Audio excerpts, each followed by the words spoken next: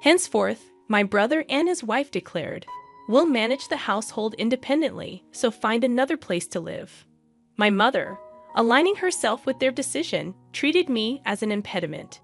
Do they comprehend who has been footing the bills for the house? I never anticipated such disrespect. In the recesses of my mind, I resolved to take certain actions. I go by the name Carrie, a 30-year-old woman. Currently, I reside in my parents' home after returning from college. Initially, I ventured into the corporate world to forge my path, but the challenges overwhelmed me, prompting my return home. While initially navigating unemployment, I explored work-from-home opportunities. Armed with a scientific background, I embarked on a freelance engineering career. Commencing with modest projects, the income was meager, yet the experience of working independently was profoundly meaningful. In stark contrast to conventional employment, I could generate ample income without excessive social interaction. As my confidence grew, so did my workload and earnings. Within a year, my income rivaled that of a regular corporate employee.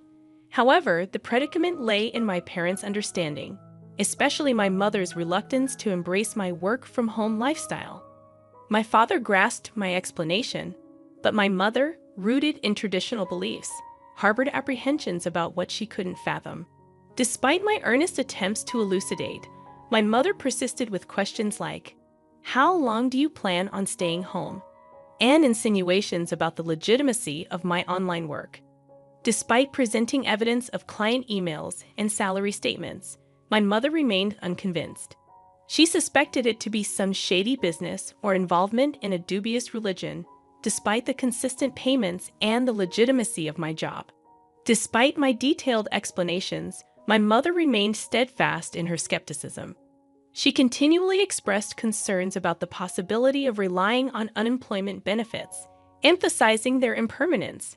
Although I had contemplated living independently, my savings were not yet sufficient. Around that time, my father's health took a toll, with deteriorating legs and back necessitating nursing care. Facing an early retirement and sudden income loss, my father assured me that his pension would suffice.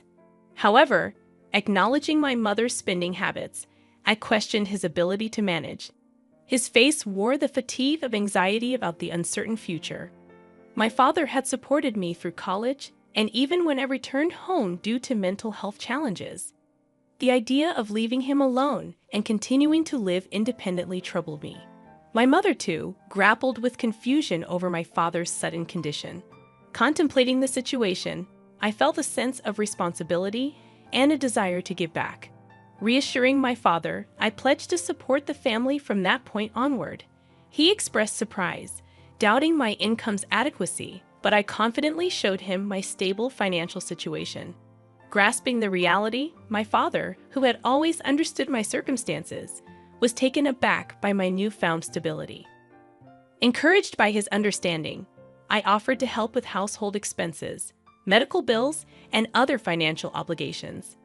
Each month, I transferred a certain amount to my father's bank account, shouldering a significant part of the financial burden.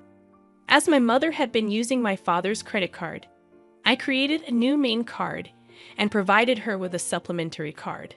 My father, mindful of saving money, urged my mother to follow suit. In response, my mother questioned whether I should be asked to leave the house. I pointed out my financial contributions and emphasized that it would be more challenging without my support. Skeptical, my mother remained unconvinced and suspicious of my assistance. It took my father's persuasion to finally gain her agreement, allowing me to continue living with them.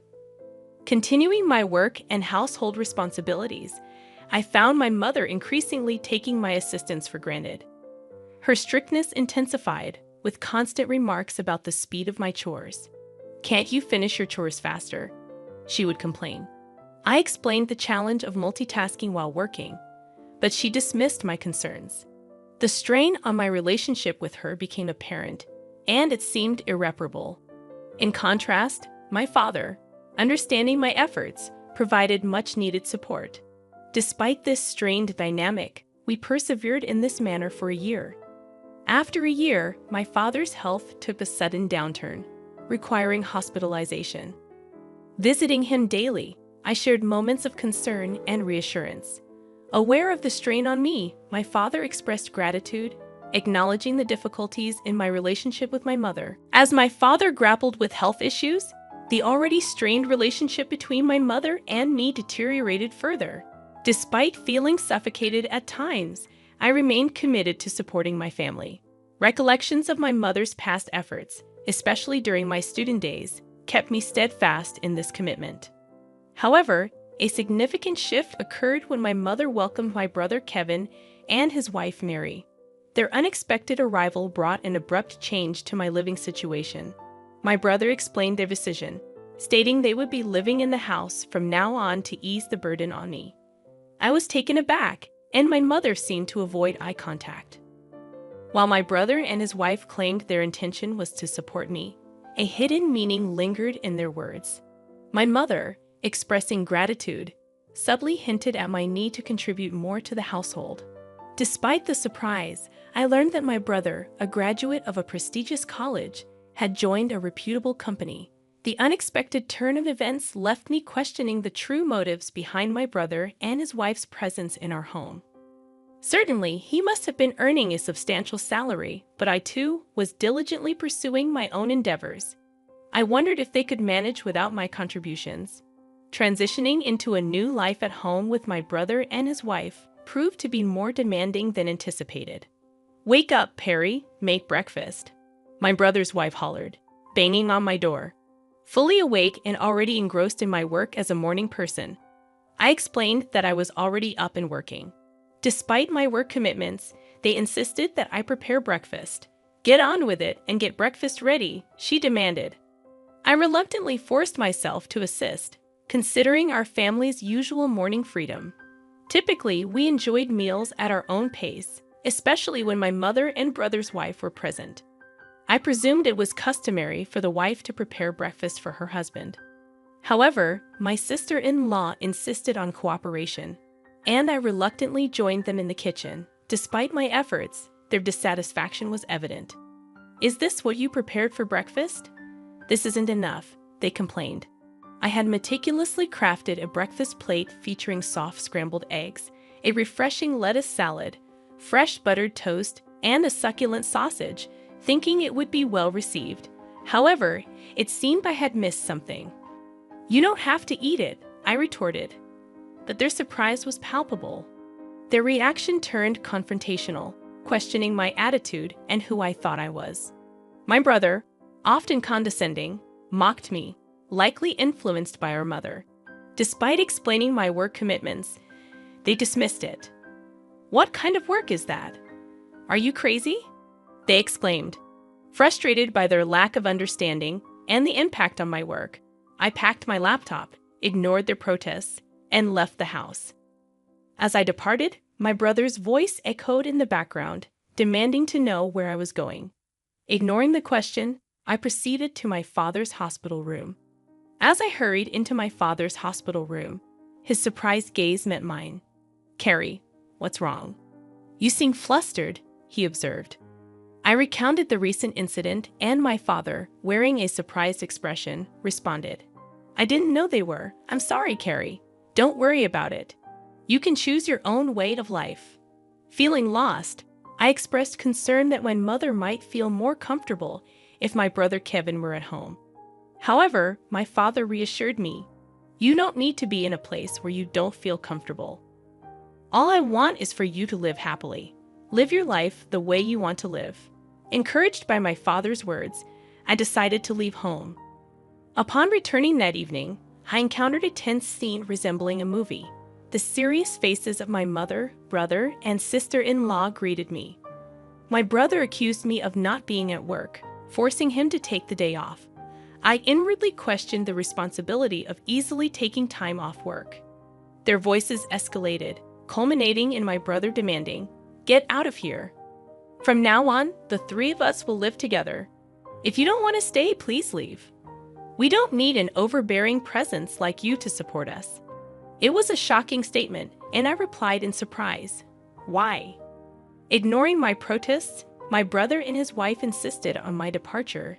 declaring that I was no longer needed in the absence of our father. My mother, aligning with their sentiments, regarded me as a hindrance. The frustration intensified as they dismissed my involvement in the family's finances and prioritized their own concerns. Enraged by their insensitivity, I devised a plan. Initially, I transferred the money linked to the credit card my mother used daily to another account under my management. This subtle move aimed to surprise my mother when she could no longer access her credit card. I initiated a money transfer from my father's account, a crucial pillar supporting the family's financial stability. However, I ensured that only my father's medical expenses could be withdrawn from this separate account, unbeknownst to my mother. Consequently, a significant financial burden now rested on my brother and his wife. Though unaware of the intricate details of my brother's income, I was certain that he would feel the weight more than ever. After completing the necessary formalities, I gathered my belongings and declared my departure, saying, "I'm leaving this place." To my surprise, my mother, brother, and sister-in-law, who had been relentlessly harassing me, looked taken aback. Their astonishment revealed that they hadn't anticipated my decisive action, although, from the expressions on their faces, it seemed they were secretly enjoying the moment. As I announced my departure, they belittled me, expressing their relief. "You're finally leaving. We've never dealt with such a troublesome person. You're not coming back, are you?" In response, I asserted, "Of course not. Don't contact me." They smiled as I left the house, but I couldn't help but wonder what they would think after I had left. Embarking on a new life in a tranquil environment, I found solace and the freedom to enjoy my own time. Refreshed and focused, I immersed myself in my work. However, as expected, a call from my brother disrupted the peace. "I told you not to contact me. What's wrong?" I questioned. His voice conveyed surprise and urgency as he inquired about my involvement in the family's financial transactions. Confirming my role, I reminded him that I had mentioned my work several times, but neither he nor our mother had believed me. Expressing confusion, he admitted, "Well, Mom said a lot of things, and I was a little confused." Acknowledging that it wasn't my fault, he revealed a financial predicament. With my absence, they struggled to manage expenses, and my mother's spending had exacerbated the situation. Though sympathetic, I asserted, "I was able to support you in many ways because I was at home. I'm not there anymore, so you have to handle it, Carrie." I found myself in an unexpected situation when my brother contacted me, urgently requesting assistance in transferring money to his bank account. Perplexed, I asked if he was joking, given that he worked for a sizable company. However, to my surprise, my brother confessed that he had been fired from his job due to a significant mistake. His revelation left me speechless, and I realized that he might have returned to our parents' house assuming there was enough money available. Perhaps he relied on the notion of a stable pension following our father's retirement. Wanting to enlighten my brother about my financial contributions to the household, I found amusement in the thought of his astonishment upon learning the truth. His wife and my mother joined the plea for financial aid, claiming they were on the verge of running out of savings. My mother even revealed that my father refused to contribute to household finances any longer. In response, I firmly declared that I had supported them enough, urging them to work hard and support themselves. I severed communication, emphasizing my decision to distance myself from their financial struggles. My father, recognizing the strain in his relationship with my mother, consulted a lawyer and opted for a quieter life in a different place. While I continued to visit my father daily, a friend shared my brother's recent struggles. He had moved into a modest apartment, leading a frugal life.